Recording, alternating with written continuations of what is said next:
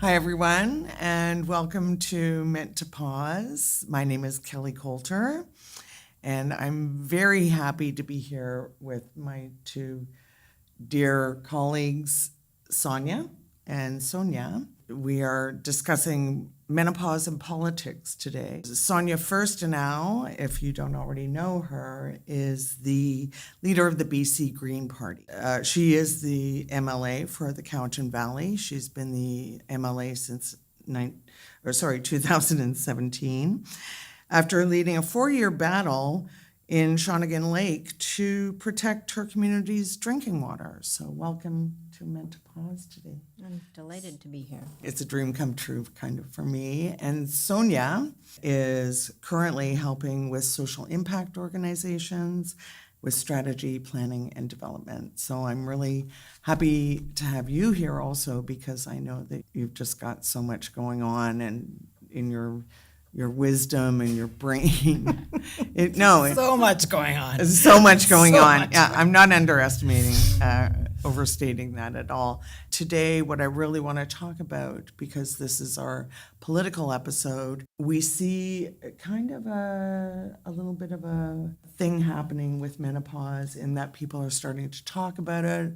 We talked today about the cover of the latest cover of Ms. Magazine, where they are mentioning that a movement is beginning, and I believe that to be true. And I want to maybe talk to you both about how can we, as members of society, help to make this I don't want to say a political issue, because I think we're going to talk a little bit about that moving forward, but how can we engage with politicians and organizations that work in the political realm to make menopause more of a priority? I can jump in. Yeah. I'd say about a year ago, I started to realize that menopause was really affecting me. Right. And then I dug into it and looked back on the last decade of my life and realized perimenopause had been affecting me for a good 10 years. And nobody had mentioned this to me. I'd gone to doctor's appointments, I'd talked to people about what I was going through, and a lot of women my age were like, I'm having the same kind of experiences. And it all kind of dawned on me that I had been deprived of knowledge that I should have had. As with most things in my kind of political life, but also in my life generally, rage channels purpose, and then I have to find joy in what I'm doing. And so I have been speaking out very consistently and very loudly about this. And I gave a 2-minute statement in the legislature on International Women's Day. And I said, let's talk about something we so rarely talk about in the legislature, and that's men. A pause. And at the end of that 2-minute statement, it was a very fast, very, I talked about the Jenga tower of demands on women our age. And then you add in all of these symptoms, the hot flushes, the night sweats, the insomnia, the aching joints, all the things that happen to us. And I said, I'm so enraged that I went through this decade blind, like going through a snowstorm blind. And what was so interesting was the women who work in the legislature still to this day come and say, thank you for saying that. I've never heard anyone talk about it that way. I feel so seen. You described exactly what I'm going through. And so I think what's happening is we're all here alone for the most part in this experience. But when one of us starts talking about it, and in the role that I'm in, I get a bit more of a platform than most people. the excitement that generates among women our age is enormous, because we stop feeling alone and lonely. Yeah.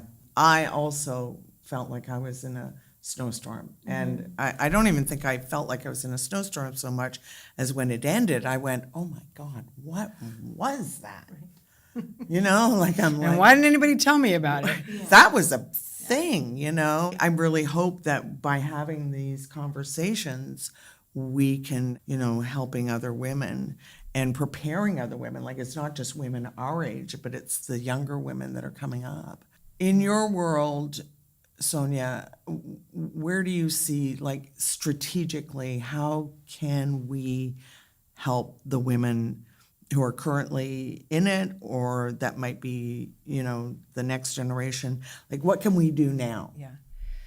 I think the most fundamental and simplest thing to do is, as Sonia's described, like, if you have a platform in particular, I think all women should be talking about it, but if you have a platform in particular, normalizing talking about it, as Sonia did in the legislature. One of her colleagues, a minister, during a budget speech, mentioned that she was emotional probably because of menopause, and it fluttered all through, you know, political Twitter that day, because it was so momentous and novel. And the answer to the question of, like, you know, how do we get going and moving governments or politicians? I mean, obviously, there's, like every women's health issue, it's probably underfunded, under-researched. Doctors often, especially if they're not female or with uteruses, have no clue. So there's a lot, I think, that politicians could be doing to advance it at the political level in budgets and in policy. But I think that at the grassroots level, I don't want to say more or less impactful, but I think it's in some ways more important that at the grassroots level, in other words, in community, like the gatherings that you organize, Kelly, that we make space for it to be talked about, because then folks like me, so I'm at the very beginning, I'm going to have a really different experience than you. I'm going to get to benefit from the fact that it's something that I can talk about.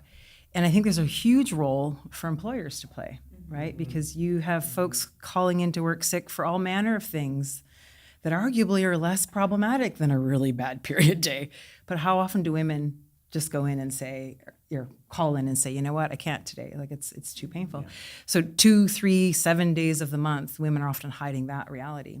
And then you hit menopause, and it's a daily occurrence for years. And if we're still in a place where women are hiding that reality, it's incredibly demoralizing and disempowering, and it's just yet another thing that we carry. So I think the more that we normalize it as something that women are going through, that talking about it isn't a weakness, that it's a strength, and it'll do wonders, I think, to ensure that women who have yet to go through it or that are going through it now are just a hell of a lot better supported, and therefore better able to care for themselves and do all the other things we're expected to do for other people.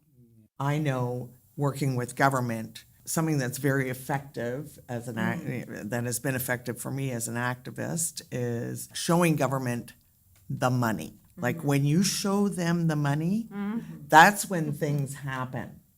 So maybe if we could talk a little bit about the studies that have been done by the Menopause Foundation of Canada, which were privately funded, by the way. So that is something that I would like to talk to a little bit further down. And I think there's a couple of things here for government. Like, one, it's much costlier to not invest in preventative health care. Correct. So public education, public health approach to menopause is preventative health care. Keep people well.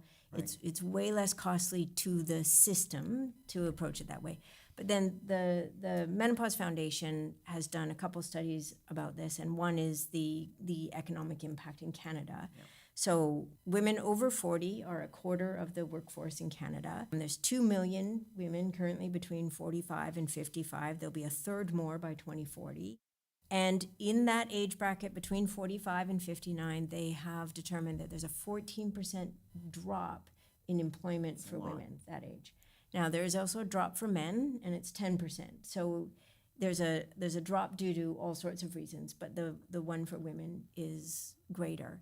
And I think we know, like, you're really hitting your stride at 45, 50. You have experience, you have wisdom, you have knowledge, you have tools that you didn't have in your 20s and 30s. And also you're kind of getting to that phase of, like, I have fewer F's to give. I don't know if we Yeah. use the F word on this. We but get more comfortable in ourselves, I Yeah. think, if we're lucky. Yeah. yeah. Yeah. And so there is a height of their powers moment for women in this age bracket that as women are not supported and there isn't a kind of public health approach to this or an employment support approach to this. And the other stat that they had was that 70% of women said that they were uncomfortable talking about menopause to their supervisor or bringing it up with their employer. While I was reading that, said to all the staff that I was with that day, I hope none of you are uncomfortable talking about menopause. And they laughed quite a bit because I talk about menopause all the time. And then the hard money is, they calculated it costs our economy $3.5 billion a year. So Billion. 237 million in lost productivity, 540,000 lost work days a year, and 3.3 billion in lost income. So that's big money from the economic picture, which of course then contributes to everything else. But I think from a government point of view, looking at this as a public health approach that Preventative. from, the way that we have done better with girls going into puberty, right? They know what to expect. You have all the period talks. You get all the, there's lots and lots of information available to girls and teens, and then women going into childbearing. We get all this information, public health information. There's a level of support that we just get through those parts of our reproductive lives. Right. But But those this part is like, let's You're not on your talk own. about it. but those programs are new. I think I'm the elder here, and I'm 61, just for everybody. That didn't exist 45 years ago. So, I think we're the next, Frontier. we're the next big thing. So when you talk about lost income, like that's what really sticks in my craw, right? Because for me, women and the empowerment of women, the financial component of that is, I don't want to say it's number one. I think health is more important, but this is also a part of health. So do you have any thoughts about public awareness campaigns or anything like? I mean, I think I'm picking your brain right now. like the campaign strategy part of it. Yeah. Well, I think effective campaigns usually start at the grassroots. And so you try to get a critical mass of awareness and community built around it, which is, I think, underway. In Yes. fact, the headline on the Ms. cover was menopause, it's having a moment, crossed out, it's fueling a movement. Yeah. And as I said to you folks, yep, Gen X is going to kick menopause's ass. Like, we're not going to go through it silently. And I think that that's what it takes to make change, right? Yeah. You can't be silent. And when it comes to influencing government, besides having the grassroots component, the financial argument is huge, right? Because they think in numbers, they talk in numbers, and you need a budget line for anything to get started. So it's good to have a sense of not only what is it costing that they're neglecting it, but what would it cost to get the kind of care and supports that we need? Because, I mean, in terms of like lost income, I don't think we're going to get to a place, nor should we, where we're treating menopause to the point where it's not affecting you at all and you can just work and there's no impact. Like we need to get to a place where we're talking about income supports, where we're seeing benefits that apply to this type of thing. And I'm sure some of them do, but it would benefit from policy. So in terms of the strategic element, we've got this federal system. So you've got the federal government and the provincial government. The feds mostly dole out money, but the provinces are the ones setting the policies and the programs. So I think, though, it helps to build political will at the federal level, because in some ways it's easier to get it there, right? Because for them, if the action is we need some budget for this, that's a little easier than creating a program, a ministry, or whatever, So you get them on board, and then you can use them as a stick to hit provinces with.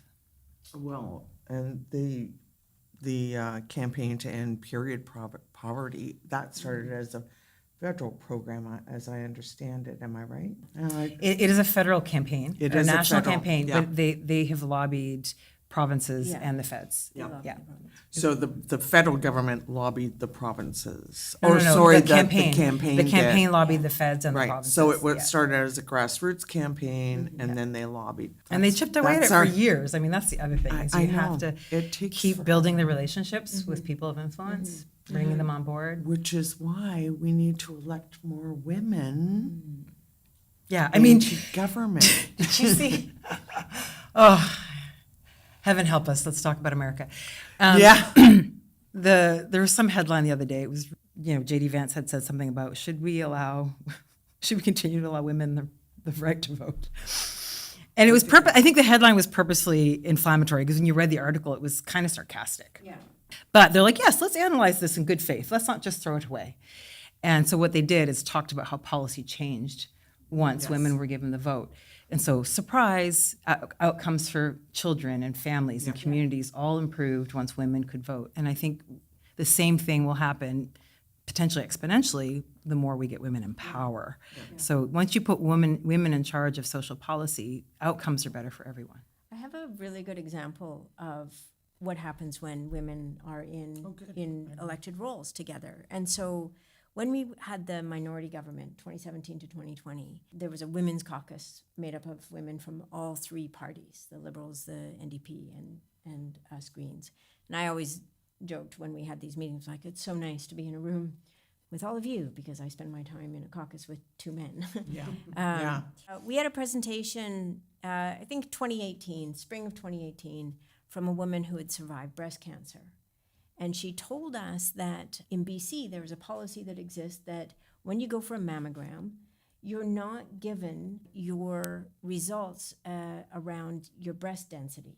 Denser your breasts, the higher your risk for breast cancer. So it's good information to have. But we had this feels like a very paternalistic patriarchal policy of like, you don't need to know that about your own body. And so I proposed to the two other sort of heads of the women's caucuses, let's write a letter, the three of us, and send it to the health minister and say, we're way past time for this policy to be changed.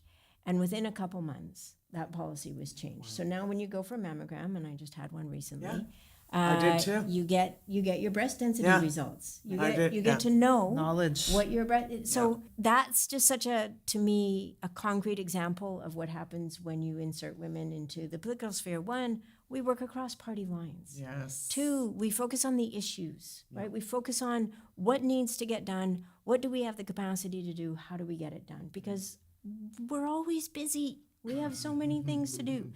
And three, it puts to the forefront, just like you said, issues that wouldn't otherwise get there. I don't think men were going to rally together and address breast density results from mammograms, right? So I mean, just look at how well resourced prostate cancer is for comparison. Yeah. men get a whole month for men's health. I did point that out in my 2-minute statement as well. Like Okay, a whole well, month. We spend all of November, and the men grow their mustaches, and we go on and on about men's health for an entire month. So my head is exploding right now, right? Because I'm like, I know what campaigns we can do. I know, like, we got to get this done, The irony that there isn't a women's, I didn't even realize that till now. What? Given that the irony that we don't have like a women's health awareness event of any kind, given that the culture and That's why my head is in the exploding. political and medical sphere, the culture is still very dismissive of women's health. You can't ask for particular hormone tests because similar to the breast density, you don't need to know that. You don't need to know.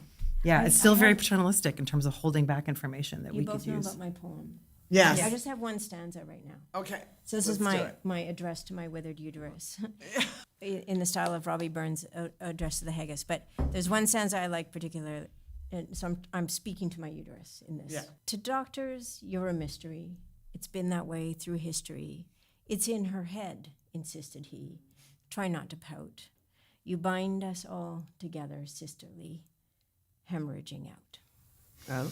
That poem, I know, brought tears to the eyes of when we did our gathering, which was the first gathering. So for the sake of the audience, we have been doing gatherings about menopause here in Victoria for the past, I don't know, since last February, I think we started. And as a community organizer, you, Sonia, have given me some great advice about the need to get organized, and if you want to build movements, and I've done this before in my own life, but I did it almost instinctively. I don't even know really. So again, going to next steps, like elect more women, lobby the government. What you're doing with the gatherings is what I would love to see women doing across the country. I would too. So it's, even if it's not formally connected, just the effect of organizing women around knowledge, experience, and resources, like what we've done, because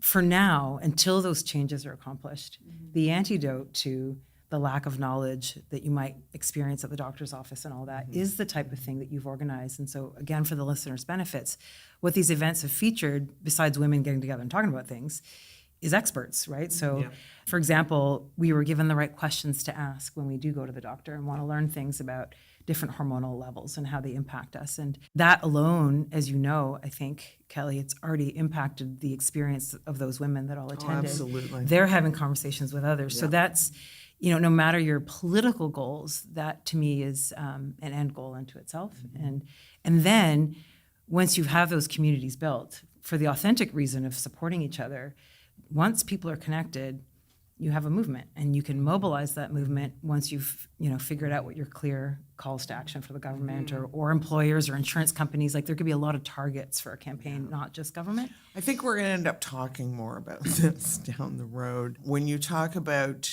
bringing women together or it being done, I would, I'm thinking this should be a worldwide thing, right? So can that happen online, or do you think it's better that it happens in person? Because I'm a big believer in in-person experiences, and as you know, both ceremony and the nourishment component. You can mobilize online. It's very hard to organize and community build online. You can supplement community building and organizing with online. You can make it more inclusive, by including hybrid options. But if nothing is happening in person, you literally can't community build. I agree. I agree with that. And for me, when you say, what should we be aiming for? So we have a provincial level. There were in the past reports on women's health, comprehensive reports. We need that. We need data. We need measuring. We need those reports on women's health outcomes and where there are gaps. So when you look at countries like New Zealand and Scotland that have been brought in well-being budgets and well-being reports that really measure things that aren't typically measured in our economy. Like the 3.5 billion, that's great. But let's measure things that matter, like how healthy people are, how long they're living, education outcomes, access to services, all of that kind of, even things like the ability to indulge or take part in creative activities. They measure that in New Zealand. But then beyond that, what you're doing, you're starting to build that community place where women can go, and instead of what my experience was I'd hear from women who were a little bit older than me what was going to come, and I think that's not going to happen to me. And then, oh man, yes indeed, I bled more than I thought was humanly possible to bleed in one day. So instead of that game of telephone that I think has typically been, you hear a little whisper from a woman that's been through it. You've created these conditions where we are talking openly, we're getting input from experts. But I think we need community health centers. So anybody along this journey of being a human being with a uterus, anyone in this that has this set of reproductive organs can know that there's a place to go and get information and guidance and counseling and support and help along that whole journey from, pre-puberty to post-menopause. Yeah. So I like what you're talking about with having access to some sort of like a place where people can go. But what I've noticed with doing the gatherings, the menopause gatherings, is that I feel like they're not accessible to everybody. And so as much as I would love that, I didn't have to rent spaces and I could just say it would be a free service, I am not in a position to do that. So I guess my question for you is, in the future, can we see public Yeah. public Yeah. health Public centers. I mean, your centers. gathering is a little distinct from a health Yeah. center, though. Yeah, I mean, your they can gathering coexist. They can is- coexist. Has a really important role to play, and I think you. you're building the kind of lead organizers, right? You're creating the space for people that are like us that are really invested in seeing something happen here. Jane Philpott's written a book about how do we solve healthcare in Canada, and she talks very much about these. It's beyond even a community health center. It's like a community all services center. And I do envision a place where we would go and it would be so easy to get just the information, the knowledge, the tools. And if this is where we're at, the hormonal replacement therapy, and that it's not a barrier to women who can't afford it because it's very expensive if you don't have additional health insurance. yeah. And really, here's another thing governments can do is say, we are going to cover the cost Like of they- this necessary, I mean, for goodness sake, let's talk about Viagra for a minute. But anyways, this necessary care and treatment for women who are experiencing these very serious symptoms, and to also reduce and mitigate the potential health risks, including, heart health risks. Women are at much higher risk of heart This is disease true, and heart problems, unfortunately. osteoporosis. There's lots of things that we can be doing to reduce those risks for women, including the hormonal replacement therapy. And we need to make it so easy. And then not just easy, but joyous. I agree. I actually picture these places as being a very joyful place because, I mean, we have so much fun at those gatherings and we have so many laughs and tears though too, but, and we all know that when women gather, magic happens, right? Do you want to add anything? Yeah, I mean, I think the thing that Sonia's referencing is a win-win kind of force multiplier because agree. there's a lot of opportunities for collaborative campaigning there because there's, like, I personally have clients that want to see the same thing for different reasons, right? Like that central service provision, health, mental health, housing, all of these things in one spot. You're solving so many problems at once there. So, but I think with a campaign lens, the two front lines we need to be paying attention to constantly, speaking of TELUS Health, is public health, the loss of public health. To me, that's, menopause or no, just in general, we need more public health, not less, and we're not going to win things like better coverage for menopause if we're in this realm of decreasing public health, which we are in.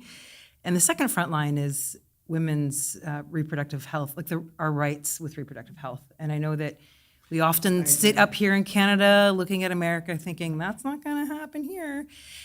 Yes, it very much can. All the same tactics are being played out at the grassroots level. It hasn't percolated up to the top power holders, but it can. And so I think in terms of where women should be putting their time, in terms of laying the ground for ensuring better care for menopause, we need to be protecting public health for everyone. And we need to be protecting our rights. Do you want to close out with your, because the poem that you referenced earlier, it was so brilliant, and I would love for people to Hear more? Okay, I just have two last stanzas that I want to share. But now you're old and shrunken dust. Deprive us our hormonal thrust. Sweats and rages, it's hardly just. So many flaws. The vagaries endure we must of cursed menopause. But then I end on a high note here, and it connects to what we were just talking about. Are we old gals now useless vessels, having crossed the menno trestle? No more wee babes for us to nestle in our swollen pit. Nay, in fact, we're freed from wrestle with patriarchal. Yay! I love it. It's nice graduating out of the male gaze. Yeah, Yeah. it is. It is really nice. And it's nice being here with the two of you. Thank you. Yeah, that was fun. I hope that we're able to, actually, this is a part of the solution, right? Yeah, So, I think it is. All right. All right, well, let's get out of here. Platforming the issue. That's what Yeah. we're doing. Okay, thanks, Okay. guys. It's too bad that Sonia had to leave, but thanks for joining us, and have a wonderful day, everyone. Thanks for listening to Meant to Pause.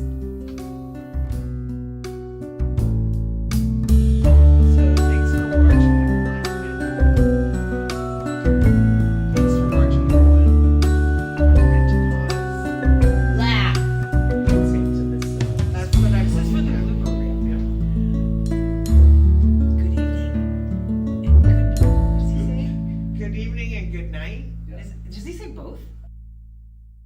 Good evening and good luck.